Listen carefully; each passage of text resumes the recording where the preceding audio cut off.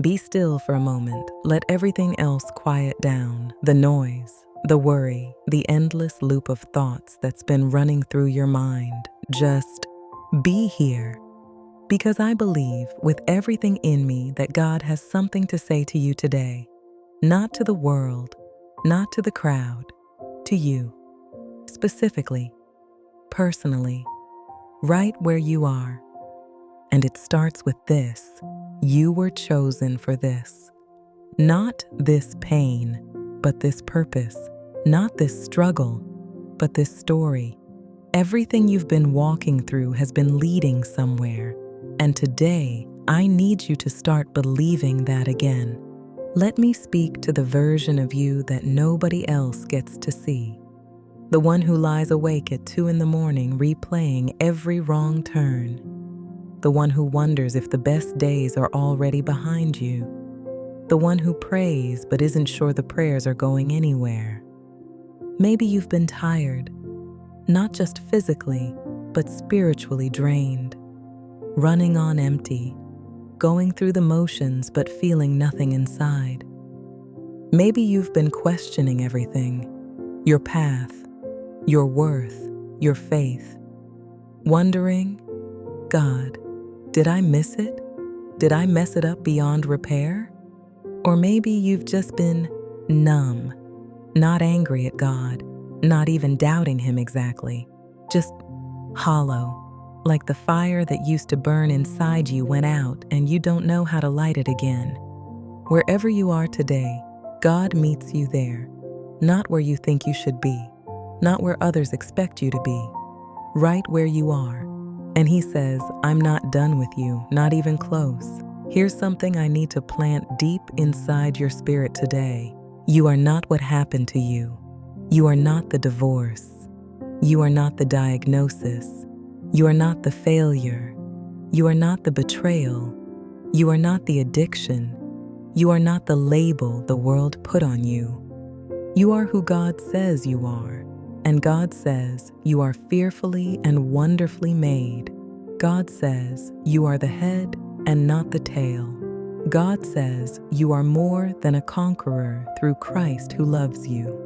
The world will define you by your worst moment. God defines you by His best intention. And His intention for you was set before the foundation of the world, before your parents met, before your first heartbreak, before your first failure. God looked at the span of eternity and said, I need that one right there. That one has a role to play that no one else can fill. You are not an accident. You are an assignment. Now let me talk to those of you who have been carrying something heavy. And I don't mean a busy schedule or a hard week. I mean something deeper, something you haven't told anyone about. A grief, a shame, a secret fear that if people really knew you, the real you, they would walk away.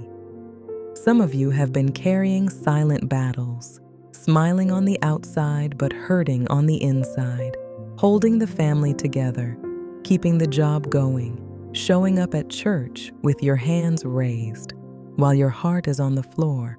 And God sees you. He sees what no one else sees. He hears the prayers you didn't even have words for. He knows the weight of what you've been holding.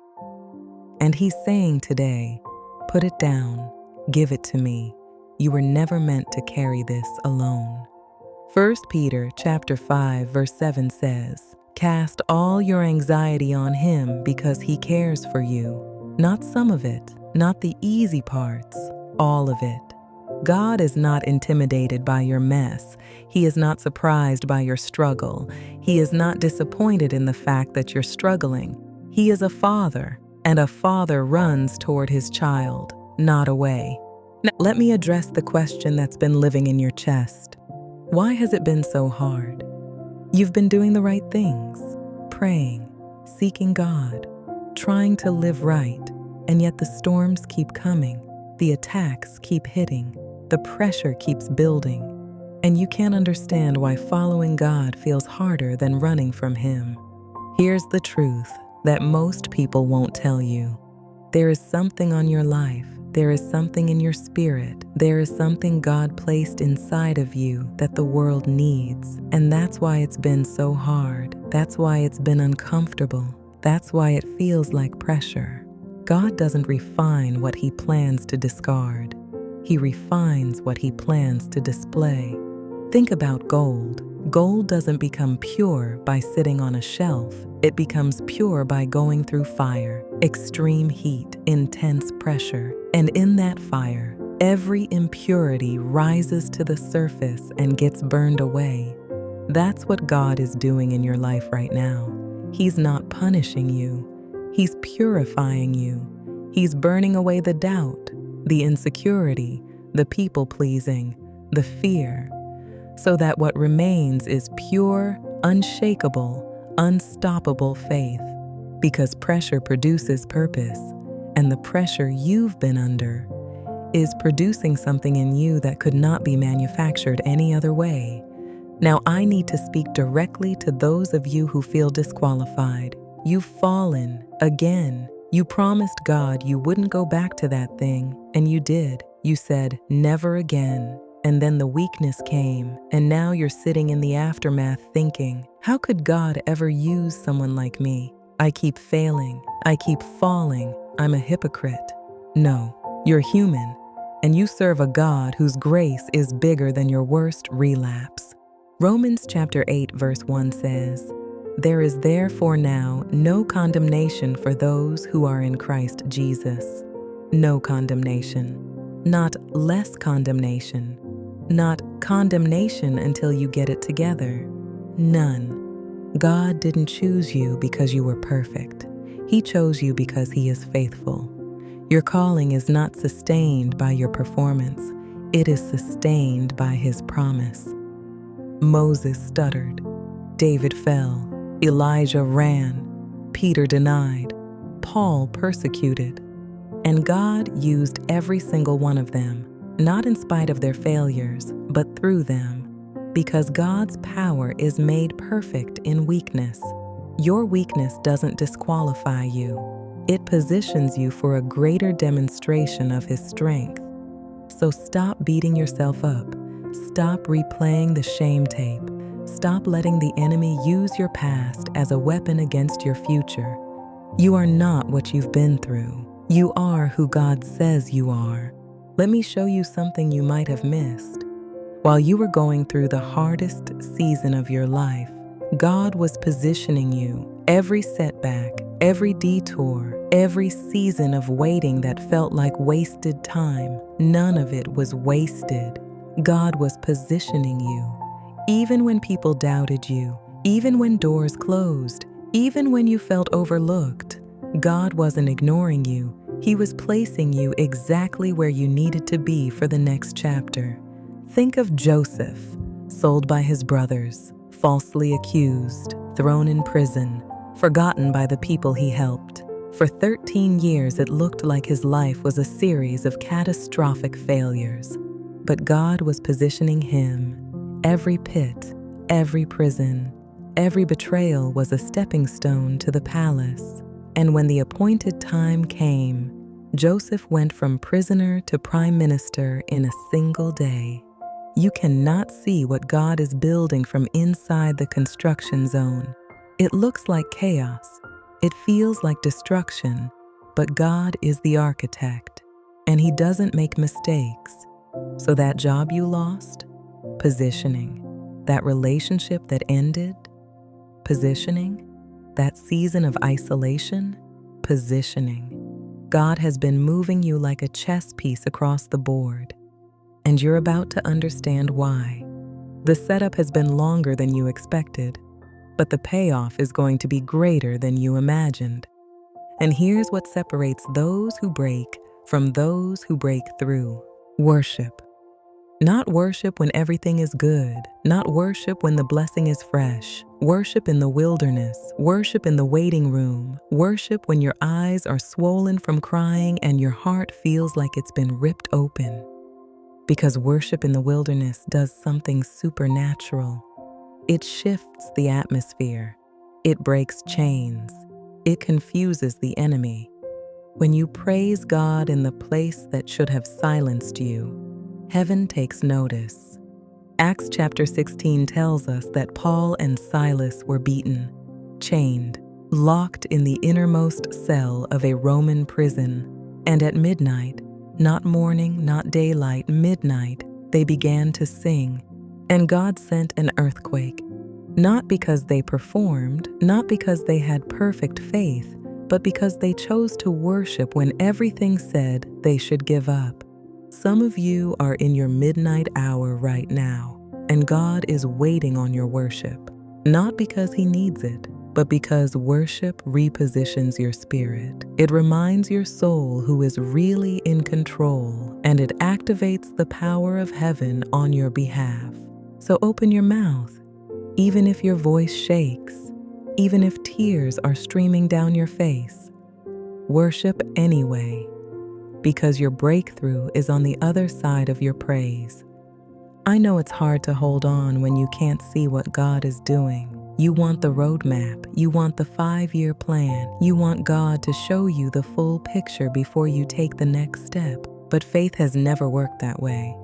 Hebrews chapter 11 verse 1 says, "Faith is the substance of things hoped for, the evidence of things not seen." God is asking you to trust Him in the hallway, between the closed door and the open one, in the space where nothing makes sense and you can't see what's ahead. Just because it hasn't happened yet doesn't mean it won't. God is not late. He is intentional. He is precise. And His timing, though it doesn't match yours, is absolutely perfect. Think about Abraham. God promised him a son, and then decades of silence, decades of waiting, decades of wondering if God had forgotten. But God hadn't forgotten. He was working, and when the promise finally came, it was so big, so unlikely, so impossible, that the only explanation was God. That's what's happening in your life right now. The delay is not denial. The silence is not rejection. God is building something so far beyond what you asked for that when it arrives, there will be no doubt who did it. For those of you who feel alone in this, you're not. I know it feels that way. I know it feels like you're the only one fighting this battle, the only one who doesn't have it figured out, the only one who cries in the car before walking into work with a smile. But you are not alone. You are not abandoned. You are not too broken for God to use. God specializes in restoration. He takes what was damaged and turns it into something powerful. He doesn't throw away broken things. He reassembles them into something more beautiful than the original. The Japanese have a practice called kintsugi.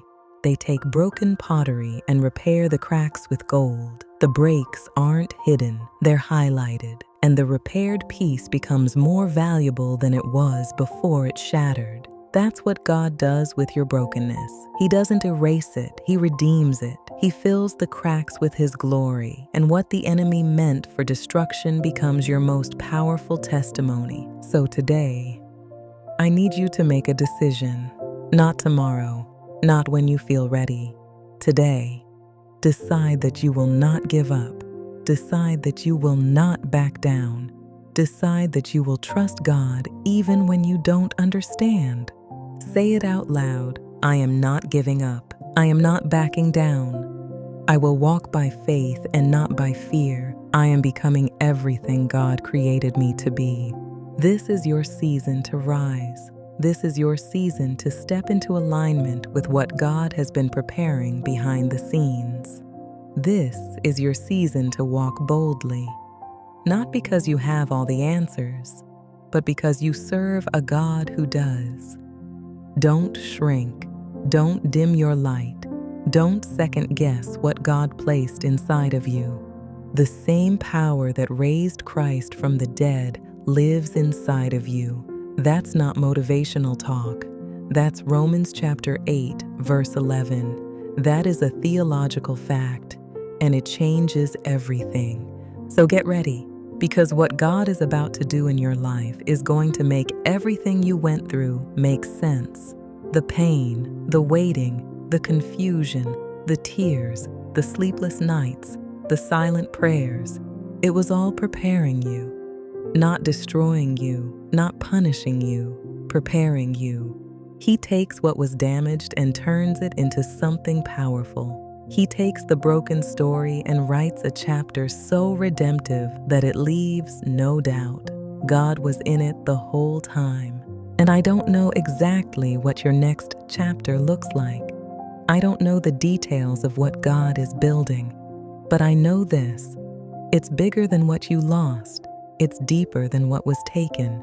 And it's going to require every ounce of strength that this season has been developing inside of you. The struggle wasn't pointless. The tears weren't wasted. The years you thought were lost, God is going to restore them. Joel chapter 2 verse 25 says, "I will restore to you the years that the swarming locust has eaten."